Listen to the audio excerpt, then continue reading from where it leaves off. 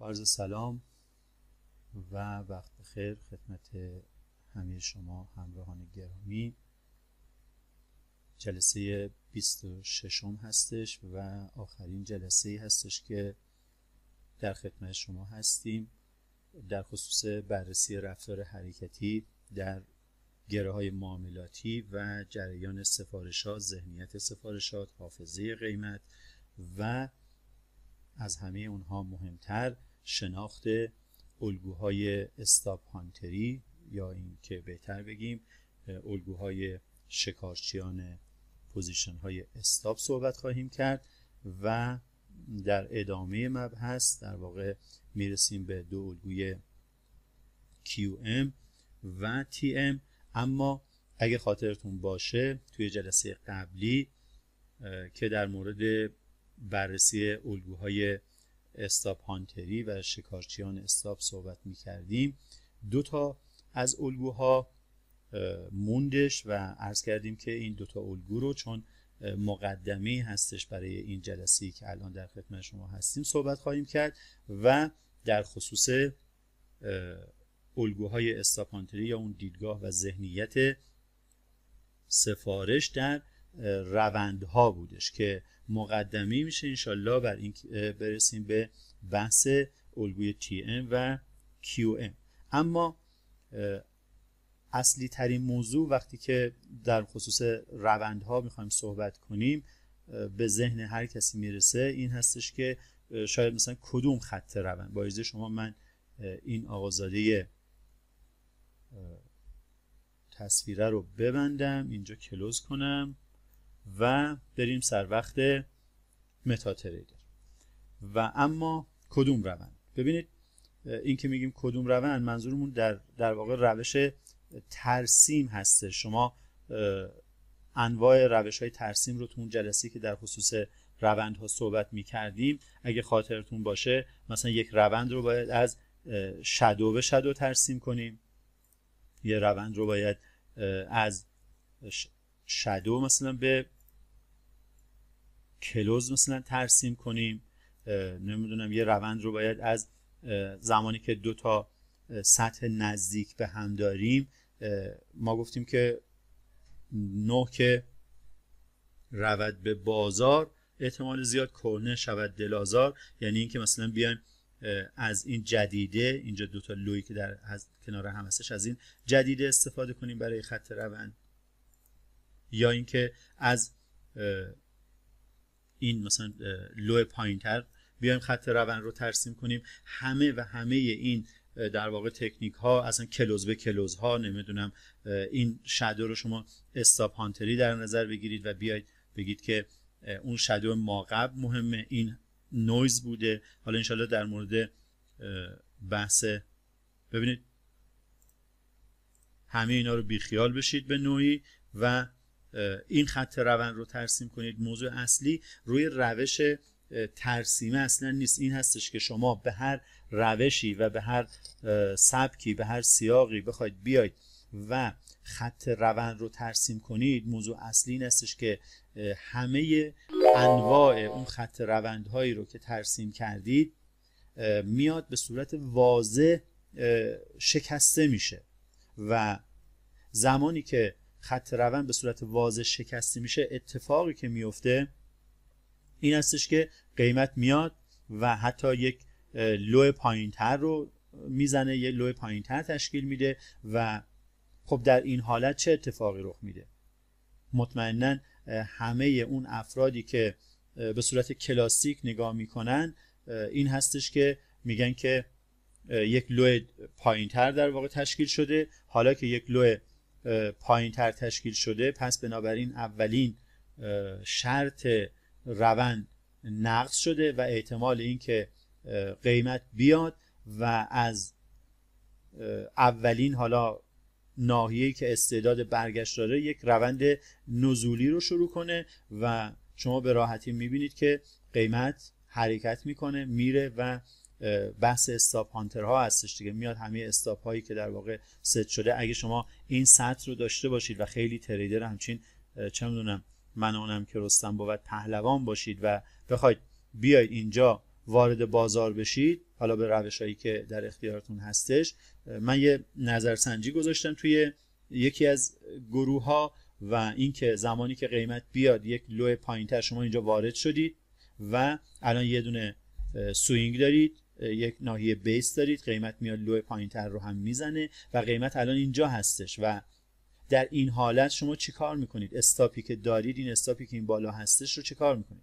نزدیک به 60% افرادی که توی نظرسنجی شرکت کرده بودن نظرشون این هستش که ما استاپ رو تریل میکنیم. بعضیا گفتن ما دست نمیزنیم و بعضیا گفتن برای حفظ سود تریل میکنه مثلا اینجا. بعضیا گفتن میایم آخرین در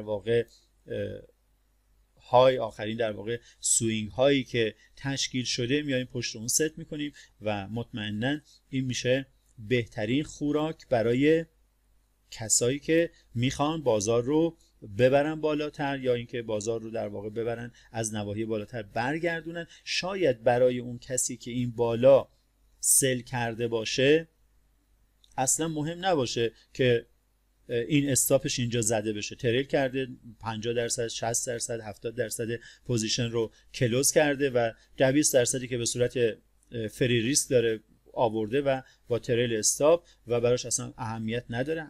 ولی همین اوردرهای نوع استاپی که اینجا هستش میاد میشه علتی که بازار رو برگردونن و از اونها استفاده کنن برای حالا پر شدن سفارشات، برای اینکه بتونن تریدرهای تایم‌های پایین‌تر رو سرشون رو گول بمالن. تمام داستان این هستش که تریدرهای تایم‌های پایین‌تر میافتن توی دام آقازاده‌های تریدرهای اصلی. و اگه خاطرتون باشه جلسه اولی که یه PDF بود و مقدمی در واقع به حالا پیدایش این داستان پرایس اکشن امروز بود، یه اسمی رو ازش یاد کردیم به اسم ریچارد وایکوف اگه خاطرتون باشه، که یه مبحثی داره به اسم معامله‌گران بدام افتاده و معامله‌گران بدام افتاده کسایی نیستن بجز اونایی که در تایم‌های پایین حالا به دلایل مختلف در حال ترید هستن و در نظر نمیگیرن که سطح اصلی برای کدوم تایم فریم هستش. و بحث اصلی این جلسه ما به نوعی برمیگرده به همون داستان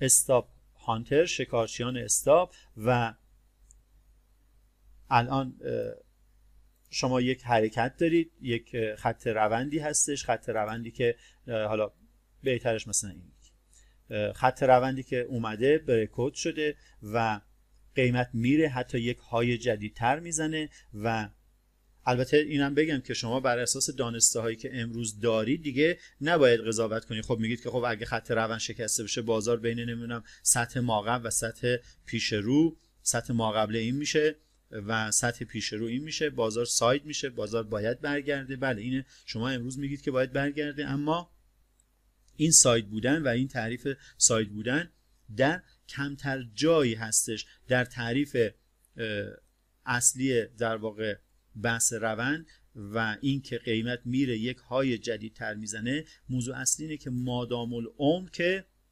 نباید قیمت همینجوری صعودی بره بالا. وقتی یک های جدید رو میاد میزنه قیمت محکوم هستش به این که از اون لولی که در واقع در پیش رو هستش برگرده.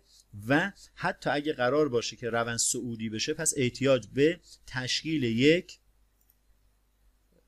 لوی داره بالاتر از لو قبلی، یعنی یک هایر لو در واقع بخواد تشکیل بده. و تازه بعد از اینکه این اتفاق افتاد شما اینجا پیوت تشکیل شد، رفع‌های بعدی رو زد، یک روند صعودی رو به فرض مثال داشته باشید. این برگشتن ها، این پر شدن سفارشات، این بحثی که قیمت میاد یک در واقع سطح رو بریکوت میکنه، اکثر تریدرها میان و استاپشون رو زیر کندل بریکوت میان در واقع ست میکنن و قیمت برمیگرده فیکس، میاد تو استاپشون رو میزنه و بعد حرکت میکنه. همون داستانی که به زمین و زمان فوش میدن که استاپمون رو زد و بعد حرکت کرد. خب این دیدگاه از قدیم الایام بوده. بهترین جای استاپ کجاست؟ یا زیر آخرین در واقع سوینگ هستش یا زیر کندل بریکوت هستش، بستگی به اون نوع ریسکی که وجود داره و مطمئنا قیمت جایی که استاپ وجود داره میاد و اونجا رو میزنه. علت اصلی هم برمیگرده به نوعی به بحث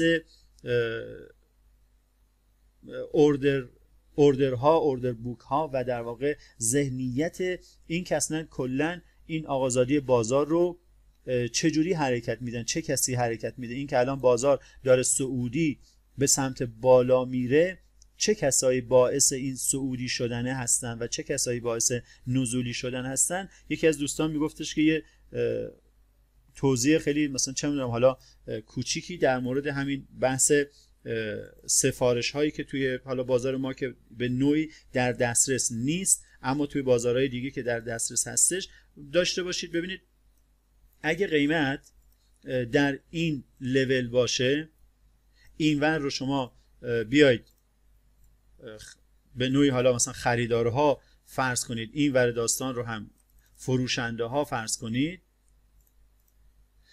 میزان سفارش هایی که اینجا هستش باید به صفر برسه، یعنی به تعادل برسه. این که میگیم به صفر برسه بر اساس اینکه کدوم یکی از اینا کمترین حجم ممکن رو دارن. ممکنه مثلا اینور شما به نوعی اومده باشید حالا 100,000 واحد 1000 واحد سفارش خرید دارید و این ور داستان شما یه چیزی مثلا هولوش 500 واحد سفارش فروش دارید. این سفارش خریدها و این فروش، این در واقع فروش ها که اینجا هستش با همدیگه یر به یر بشن به صفر برسه، در واقع دیگه فروشنده ای وجود نداشته باشه، همه اینا این بشه صفر و این یه دونه بشه 500. به این حالت من اینا اینجا داشته باشم که این وقتی به تعادل میخواد برسه، اون خریدارا همه اینا رو میخرن از این فروشنده ها، این میشه صفر و این ور چی میمونه؟ این ور یه 500 تا اینجا میمونه. اتفاقی که بعد از این میفته چی هستش؟ ببینید دیگه هیچ فروشنده ای در این قیمت وجود نداره. الان چه اتفاقی میفته؟ الان همه این بازار دست کیا هستش؟ دست خریدارها هستش. ببینید این کسی که در این قیمت اومده و حالا هر جنسی هستش رو خریده، این خریدار به نظر شما چیکار میکنه؟ میاد آیا جنسش رو مثلا اینجا عرضه میکنه و میگه که من در این قیمت پایین تر میام و به نوعی مثلا فروشنده میشم، اینو میاره اینجا میفروشه، یا اینکه اینو میبره اینجا میفروشه، بالاتر میفروشه؟ مطمئناً وقتی کسی که یه جنسی رو داره جنسش رو در قیمت بالاتر به فروش میرسونه، یعنی در بطن و اصل بازار این هستش که این خریدارها هستن که میان، این خریدارهایی که اینجا هستن میان و سفارش فروش میذارن. حالا الان خریدارها باعث حرکت صعودی میشن یا اینکه فروشنده ها باعث، این دیگه اینجا تموم شد. الان بازار دست این آقازادهایی که اینجا هستش، آقازاده هایی که اینجا هستش تمایل دارن قیمتشون رو در این لول بفروشن و این فروشنده هستش که در واقع میاد چیکار میکنه؟ میاد اینجا جنسش رو به معرض فروش میذاره. فروشندی که در واقع خریدار بوده قبلا. ببینید هیچ اوردر اینجا نیست و یه جنسی دست یه شخصی هستش، این شخصی که اینجا هستش میاد و جنسش رو در قیمت بالاتر میخواد بفروشه. اوردری که اینجا هستش چه اوردری؟ اوردر سل هستش. حالا آیا سلرها باعث صعودی میشن یا بایرها باعث صعودی میشن؟ اینا که جفتشون به نوعی یکی هستن. ببینید شما در اون اصل و ذات بازار شاید نتونی بیای بگی که الان این قیمتی که اینجا مثلا این پایین ارائه میشه، همین حرکتی که اینجا هستش، الان این قیمت میخواد بیاد به سمت پایین. چه کسی این قیمت رو به سمت پایین داره میاره؟ چه کسایی این قیمت رو دارن به سمت پایین هدایت میکنن؟ آیا خریدارها هستن یا فروشنده ها؟ خب کدوم خریداری میاد و کدوم فروشنده‌ای میاد و جنسش رو در قیمت پایین تر میفروشه که ما بخوایم بگیم فروشنده ها باعث نزولی شدن قیمت شدن؟ در اصل اینا خریدارها هستن که باعث میشن قیمت به سمت پایین حرکت کنه. خریدار هستش که تمایل اولیه خودش رو میاد چیکار میکنه؟ میگه که من دوست دارم در این قیمت پایین بخرم و اون موقع کیو مجبور میکنه؟ اون موقع فروشنده یا وقتی قیمت بالاتری نباشه تا این آقازاده فروشنده قیمتش اون بالا بفروشه، اون وقت مجبورش میکنن بیاد این پایین تر. کی رضایت میده به این که بیاد و اینجا بفروشه؟ ببینید در اصل خریدار اومد گفت من اینجا میخرم، چون خریدار دوست داره اینجا بخره و سفارش ها رو این پایین در واقع داره ست میکنه و دوست داره در قیمت پایین تر معامله بشه و فروشنده رو مجبورش میکنه در شرایط خاصی که به این قیمت رضایت بده. آیا نزولی شدن این قیمت دست فروشنده ها هستش یا دست خریدارها؟ مطمئنا دست خریدارها و فروشنده ها مجبور شدن به اون قیمت در واقع تن در بدن. ببین خود اصل بازار و اصل اون دیدگاهی که اصلا وجود داره و میایم میگیم که خریدارها باعث چی شدن؟ خریدارها باعث حرکت صعودی مارکت هستن. بلا نسبت عذرخواهی میکنم، اون کدوم خریدار نقطه چینی هستش که تمایل داشته باشه قیمت در واقع این جنس رو، این کالا رو، این در واقع هر چیزی که هستش در قیمت بالاتر بخره؟ هیچ خریداری این تمایل رو نداره که جنس رو در قیمت بالاتر بخره، حتی اگر حدس این رو بزنه که قیمت میخواد در قیمت در واقع بره بالاتر و توانایی این رو داشته باشه که در لول اینجا بخره، در لول بالاتر بفروشه. باز هم ذات اصلی در واقع دیدگاه یک خریدار اینه که تمام زورش رو میزنه، تمام تلاشش رو میکنه که در قیمت پایین تر بخواد معامله کنه. پس اون کسی که داره این قیمت رو میبره بالا در مرحله اول فروشنده ها هستن. این فروشنده هستش که تمایل نداره قیمتش رو پایینتر بفروشه و فروشنده هستش که میاد قیمت بالاتری رو پیشنهاد میده و هیچ قیمت پایینتری دیگه نیستش که خریدار بخواد معامله کنه. بنابراین خریدار رو مجبور میکنه که قیمت بالا رو معامله کنه. در این حالت هستش که کیا حالا این بازار رو دارن میبرن بالا؟ خریدارا دارن میبرن بالا. خریدار مجبور شده، خریدار قیمت رو بالا نمیبره. این فروشنده هستش که جنس در دست فروشنده هستش و قیمت رو در لول های بالاتر میاد چیکار میکنه؟ میاد پیشنهاد بده.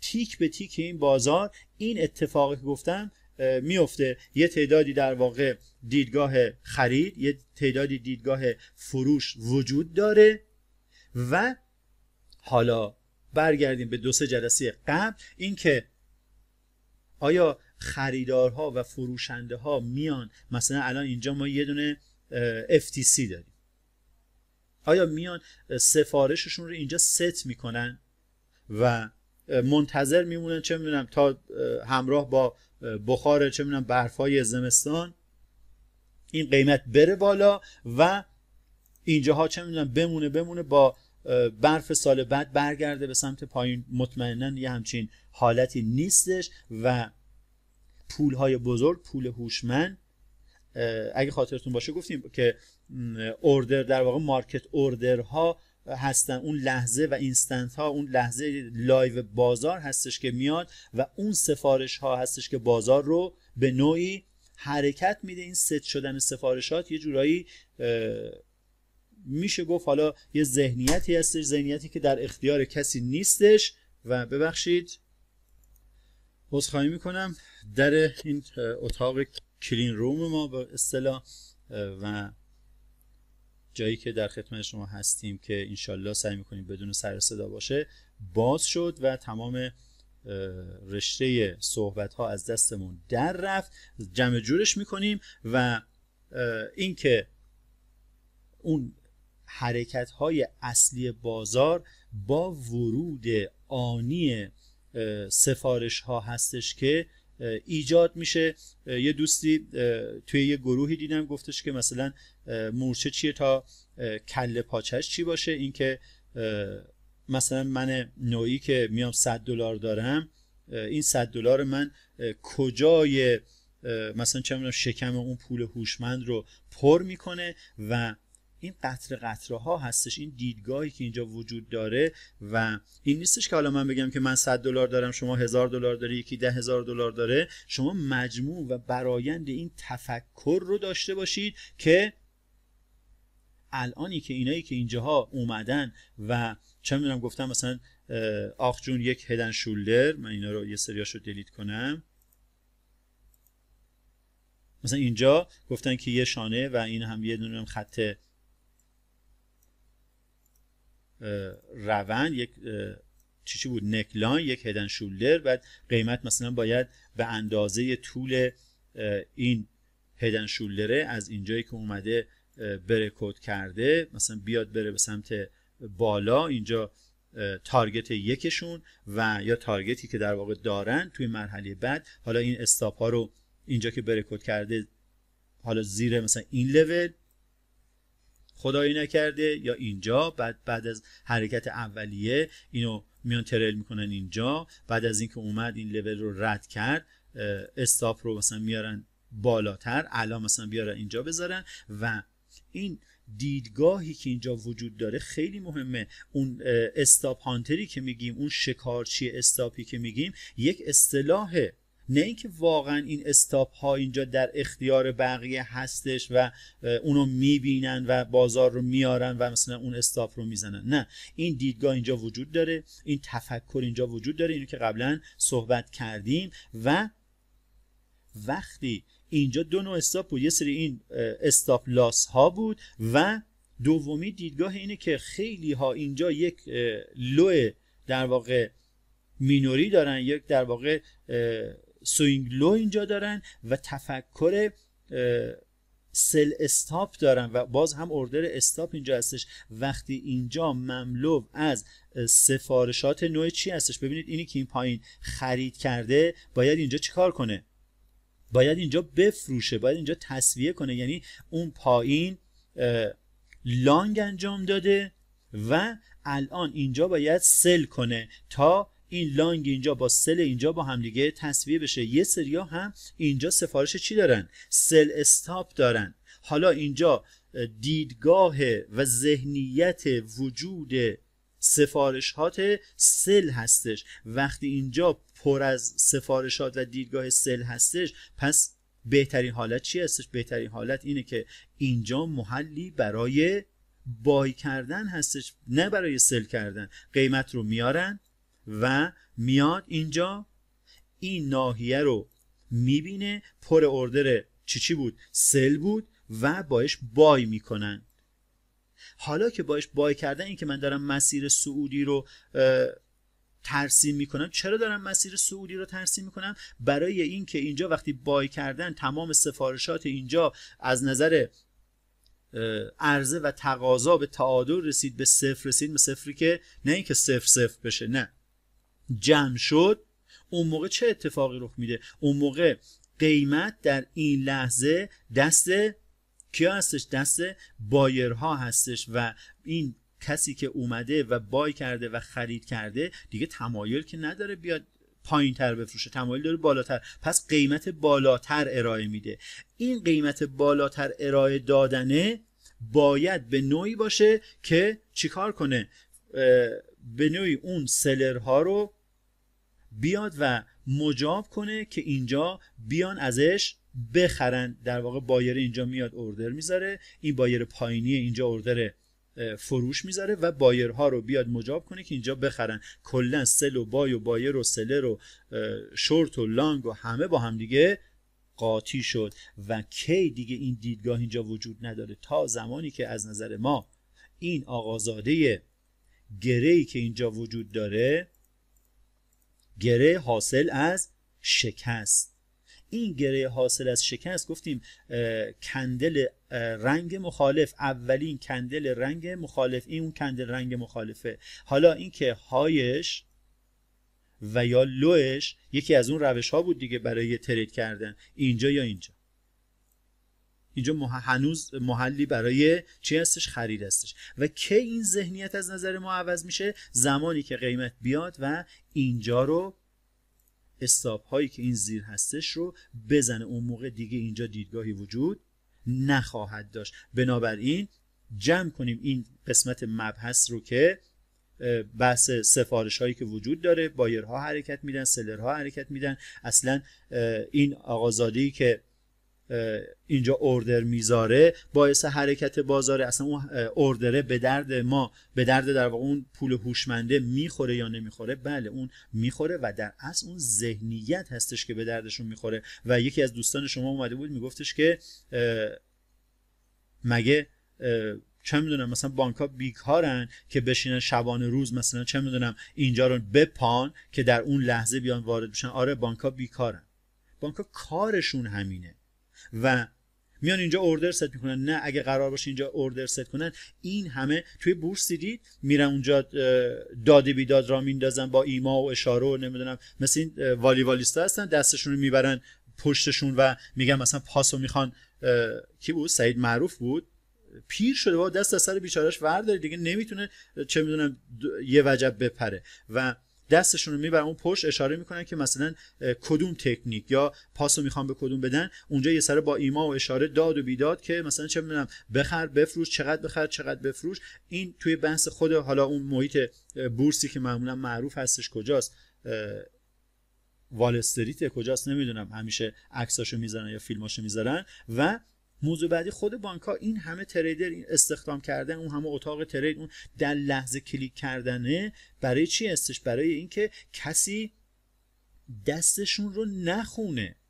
اگه قرار باشه بانک‌ها نه دوست هم دیگه هم مثلا اونم ببین همه اینا رو ما صحبت کردیم، الان نزدیک نیم ساعت داریم مجددا راجع به مسائلی صحبت میکنیم که میاید و سوال میکنید، سوالایی که در موردشون صحبت کردیم و این مبنا، این بیس، این در واقع چارچوب رو بیایم کاتش کنیم و بریم سر وقت کجا؟ بریم سر وقت اون دوتا الگوی استاپ هانتری روند که یکیش توی همین حالت ببینید قیمت میاد خط روند رو برکوت میکنه، در جا میزنه، این شادو رو حالا در نظر نگیریم، میاد برکوت میکنه، شروع میکنه به درجا زدن. خیلی از کسایی هستن که میگن چی؟ میگن آخ جون رالی بیس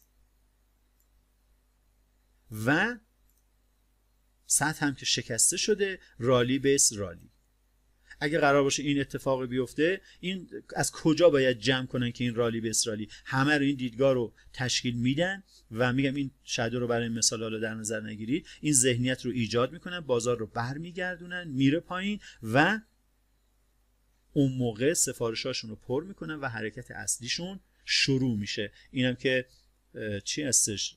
ترکیه و لیر ترکیه اگه اشتباه نکنم، درایور 1 2 3 حرکت، 1 2 3 حرکت و انشالله چه میدونم از اینجا برگرده بیاد بره به سمت پایین تر. و اگه اون موقع قیمت بیاد و این خط روند رو برکوت کنه، دیدگاه اصلی چیه؟ دیدگاه اصلی اینه که قیمت میاد این پایین.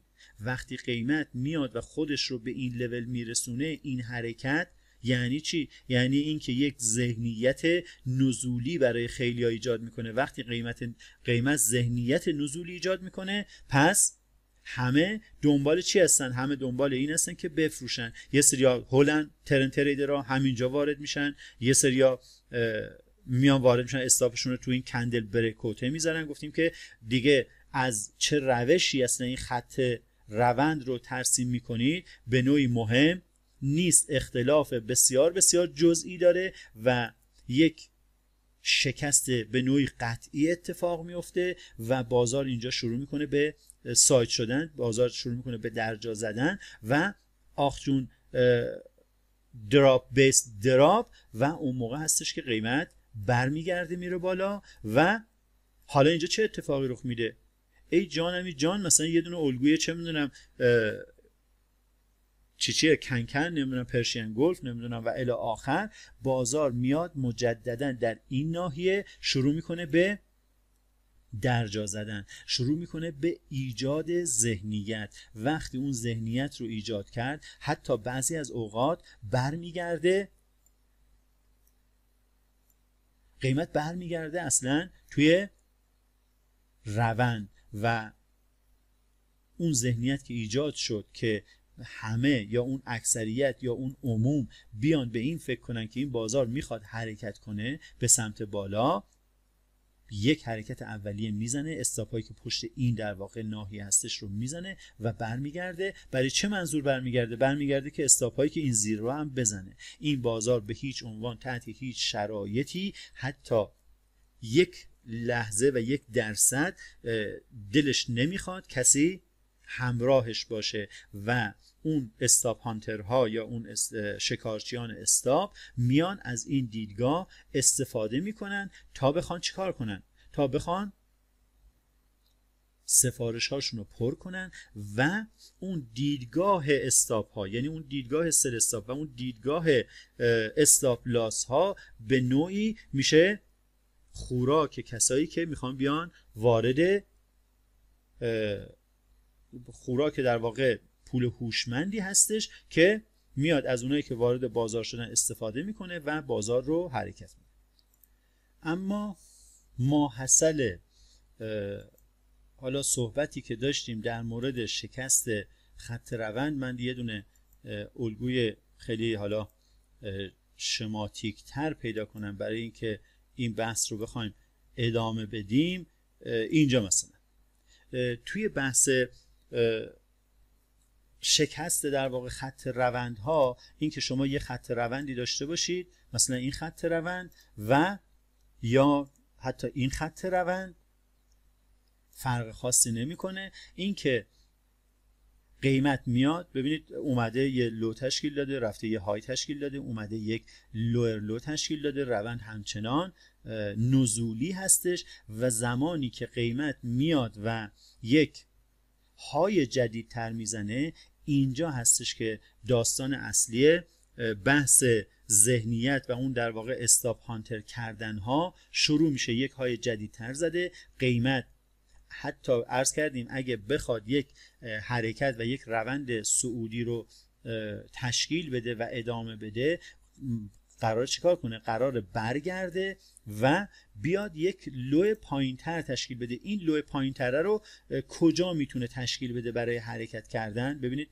یک حرکت نزولی، من باید شما اینا رو دلیت کنم، یک حرکت نزولی، قیمت میاد و برمیگرده، میره یک های جدید میزنه، میاد پایینتر، یک لو جدید میزنه. ببینید زمانی که قیمت از این لو قبلی رد شد، در اصل یک لو جدید زده. حالا این که این لو بیاد تایید بشه، تایید نشه، مطابق با کلاسیک بیاد و از این سطح رد بشه، اون موقع که از یک هایی که دارید عبور میکنه، این که اولین شرط یک حرکت در واقع یک روند نزولی کلاسیک نقض شده. بنابراین بازار میره در حالت ساید. گفتیم زمانی که بازار بره در حالت ساید میتونه سطح پیش رو و سطح ما قبل رو داشته باشیم. انتظار اصلی این هستش که قیمت برگرده و بیاد چیکار کنه؟ و بیاد این لول رو ببینه و ادامه حرکت بده. خب الان چه اتفاقی افتاده؟ هیچی، یه دونه هدن شولدر تشکیل شده. داریم کم کم وارد بحث QM میشیم و QM یکی از حالتهای انواع سرشانه ها هستش. این که میگیم انواع سرشانه ها رو چجوری باید تشخیص بدیم؟ اصلا چند مدل سرشانه داریم؟ ببینید توی کتاب های تحلیل کلاسیک یه همچین، حالا همه چیز سلکت میشه به جز اونی که باید بشه. اینو نمیخوایم، اینم نمیخوایم، این دیلیت. توی بحث کلاسیک اگه شما نگاه کنید اومدن اینجوری خیلی شکیل یک نکلاین ترسیم کردن به این حالت و این هم نکلاین و گفتن که قیمت اگر اومد این سطح رو برکود کرد اون موقع این هدن شولدر اینجا تایید هستش، شما در پولبک به خط نکلاین میتونید بیاید وارد بازار بشید و ادامه حرکت رو بگیرید تا کجا؟ تا مثلا این طول حرکت از اینجایی که شکسته تا این بالا، مثل این حالت یک نکلاین و زمانی که برکود شد دیگه پولبکی در کار نیست و شما جا میمونید مثلا. اما تا کجا میخواد بره؟ این حرکت رو از اینجا تا این مثلا خط گردن، از جایی که برکود کرده اینا صاف بشه و هدفش میاد میشه کجا؟ میاد میشه اینجا،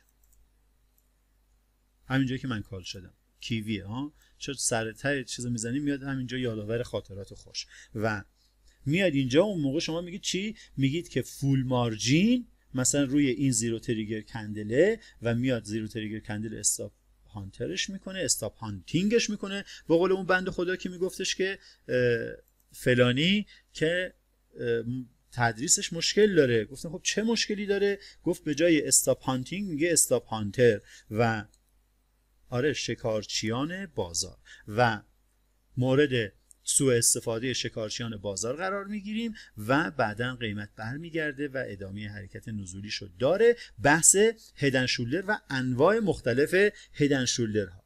هدن شولدرها دسته‌بندی میشن متناسب با خط نکلاین و زاویه این آقازادی شونی سمت راست. شما چند مدل میتونید خط گردن داشته باشید؟ یکی از انواع اونا صافه، یکی از انواع مثل اینجا و اینجا، یکی از انواع نکلاین میتونه مورب باشه و به سمت کجا؟ به سمت در واقع این روند جدیده، یعنی این به این حالت باشه.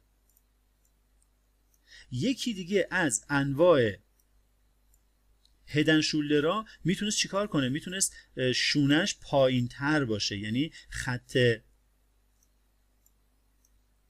این حالت، خط گردنش در واقع شیبش در راستای روند قبلی باشه و این میشه 3 حالت. حالا متناسب با خط گردن شما میتونید بیاید محل شانه سمت راست رو داشته باشید. اگه خاطرتون باشه توی بحث اولین الگوی هارمونیکی که داشتید یک ایکسون بود دیگه، یعنی اینکه قیمت هر چقدر این حرکت بالاتر باشه اون موقع کمتر میتونست اصلاح کنه، یعنی اینکه مومنتوم حرکت بیشتر بود زمانی که این حرکت میاد اینجا. اگه قرار باشه مثلا همیشه 60% اصلاح کنه به فرض مثال، خب اینجاست. اگه شما بیاید و این حرکت رو ببرید به سمت بالاتر، این 60%، این 50%، 66 نمیدونم چقدر درصده، همیشه وقتی ثابته، این وقتی بیاد اینجا این کمتر میشه. یعنی مثلا دیگه 66 نیست، اگه قبلا 66 بود الان میشه 23 و خورده‌ای و اون یک ایکسوم رو که قبلا در موردشون صحبت کردیم این اون طول برگشت رو به شما میده. هر چقدر این حرکت و رسیدن در واقع به این نکلاینی که میخواد تشکیل بده کوتاه‌تر باشه، این شیب اینجا میتونه قیمت بیشتر حرکت در واقع ریتریسی داشته باشه، این اصلاح عمیق‌تر داشته باشه و پس جای شانه ها هم تغییر میکنه. یعنی در حالت عادی که شما یک نکلاین صاف دارید، تو حالت نرمالش این هستش که جای شانه سمت راست هم مطابق با همین شانه این یکی اینجا. امروز هم این کلیک کردن ها دارن اذیت میکنن. خب اگه این صاف، این هم صاف، کاملا کلاسیک.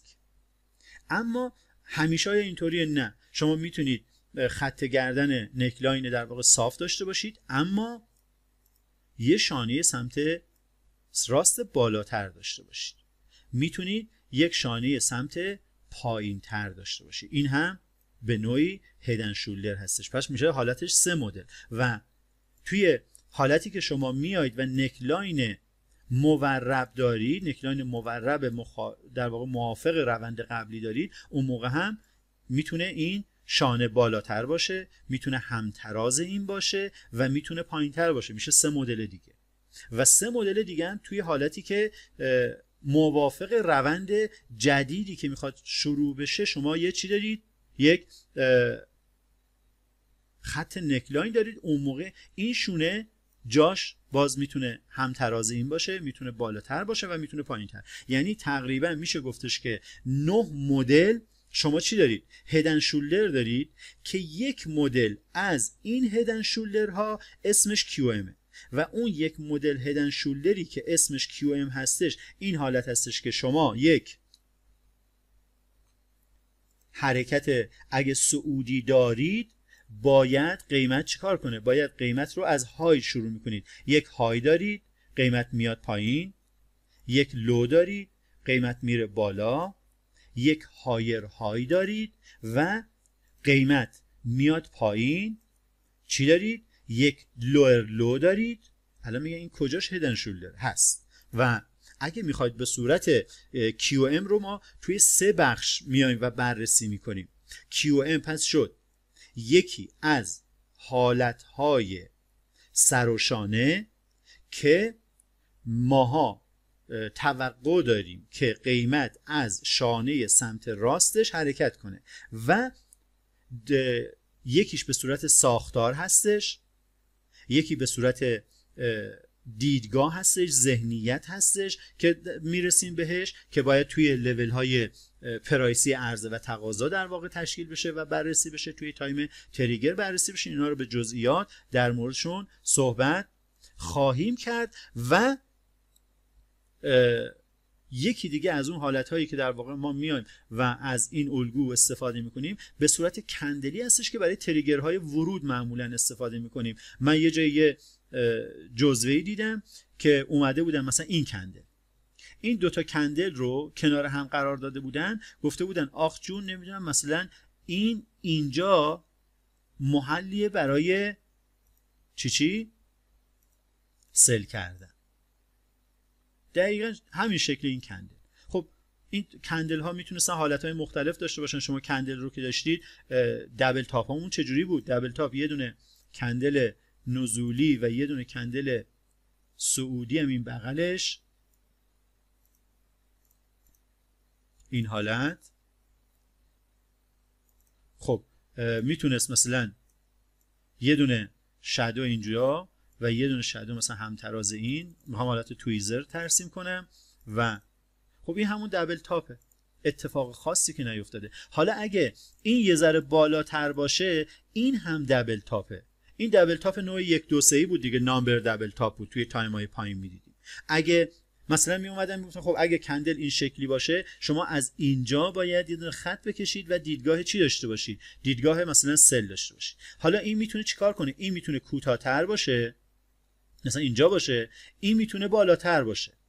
خب اینم که همون دبل تاپ بود، دبل تاپ نوع دایورجنسی بود. اینجا به صورت کندلیه و اینجا به صورت این یک های بالا، این پایین، اینم اومده پایین رفته یه های بالاتر زده، بعد اومده یک لوه پایین تر زده و خب الان چه اتفاقی افتاد؟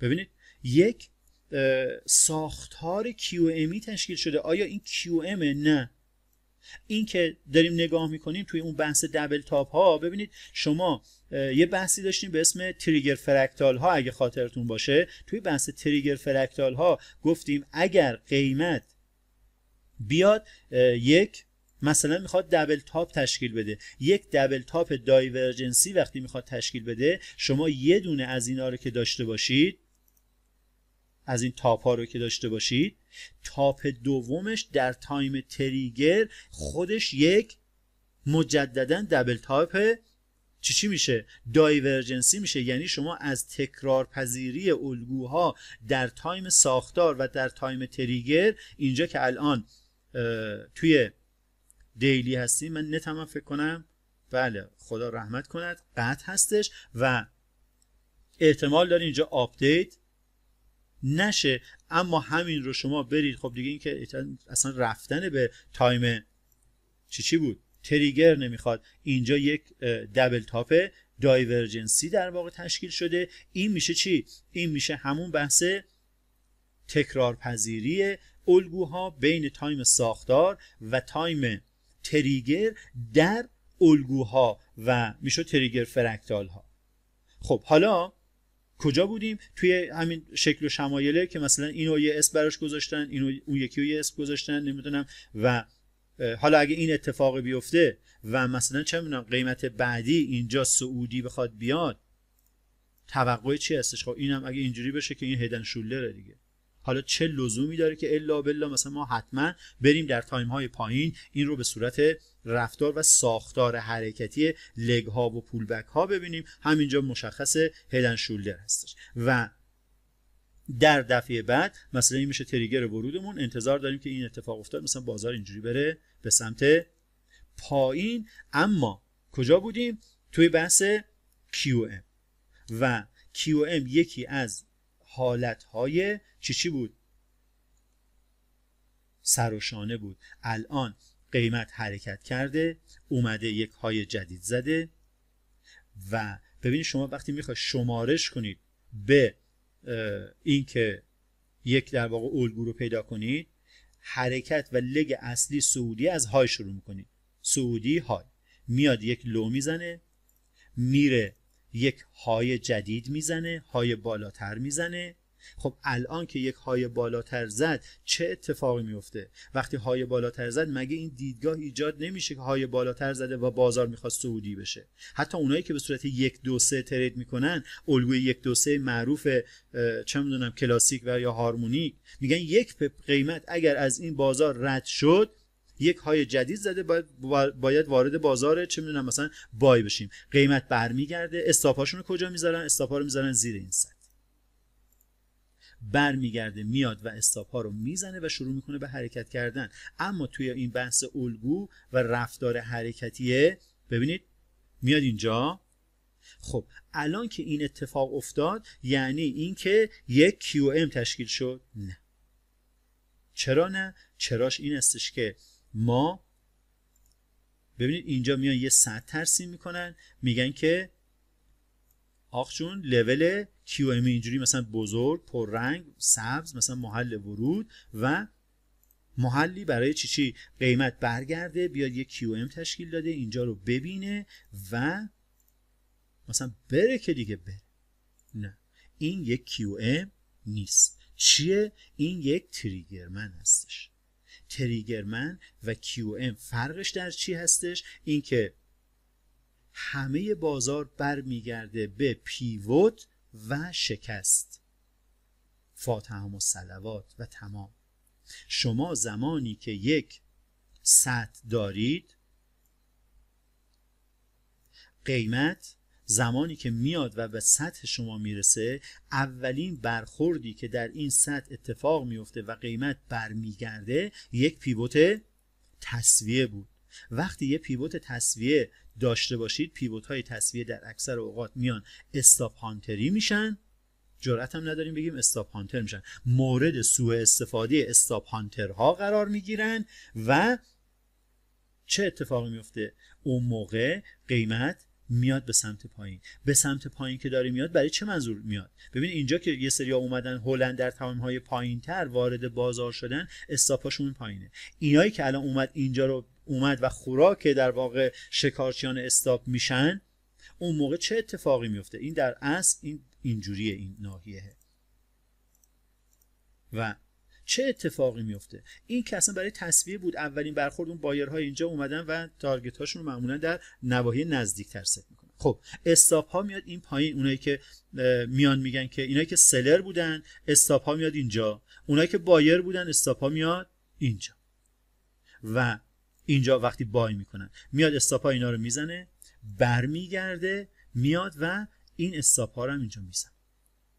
الان چه اتفاقی میفته؟ الان قیمت در این حالت مجددا که استاپ ها رو زد برمیگرده به سمت بالا. این که برمیگرده به سمت بالا، آیا الان ببینید شد یک هدن شولدر. ما در شانه سمت راست هستیم. ما همیشه یک قدم جلوتر از کیا ترید میکنیم؟ جلوتر از کلاسیک کارها ترید میکنیم. کلاسیک کارها میگن که یک خط نکلاین، زمانی که قیمت بیاد و این خط نکلاین رو بریکوت کنه، اون موقع در پول بک اینجا وارد بشیم و ادامه حرکت رو در واقع بخوایم بگیریم به طول این هدن شولدری که اینجا هستش. ماها اینجا میایم و خارج میشیم، ماها اینجا میایم مدیریت سرمایه انجام میدیم. کجا میخوام وارد بشیم؟ اینجا در همترازی این هایی که اینجا سطح چی بود؟ سطح خودکشی همین بود دیگه. بنده خدای اومده بود میگفتش که بار منفی داره، به بان مفت میرسی خود را هلاک کن، که این داستان یا این قضیه گاه گاه اتفاق میافتد و اینجا رو دیگه حتی نباید به کاهدان رحم کرد. میگن کاه از خودت نبود، کاهدان که از خودت بود. هر چی داری بیا اینجا فول مارجین، اینجا فول مارجین بیا اینجا وارد شو. وقتی فول مارجینی میره شما رو استاپ اوت لول میکنه و برمیگرده. پس اینجا هستش که شما باید مدیریت ریسک داشته باشید، مدیریت سرمایه داشته باشید، مدیریت پوزیشن داشته باشید و الی آخر. و این که تمام داشته هاتون رو میاد یک جا توی یک سبد توی یک ترید و اینجا چه میدونم میذارید، این میشه قمار. شما برای قمار کردن نیومدید. مطمئنا اگه اومدید که اصلا داستانش فرق میکنه. اما انواع هدن شولدر و این آقازادی شانه سمت راست محلی برای ترید، اینجا میاد اوردر ست میکنه، بازار اصلا به این لول نمیرسه، از اینجا شروع میکنه به ریختن. چرا؟ برای اینکه خود همین آقازادی QM انواع و اقسام داره که به خیلی از آیتم ها مربوط میشه، که شما باید زمانی که یک QM رو دارید بررسی میکنید خیلی از عوامل دیگر رو هم در کنارش بررسی کنید. این میشه یکی از اون حالت ها.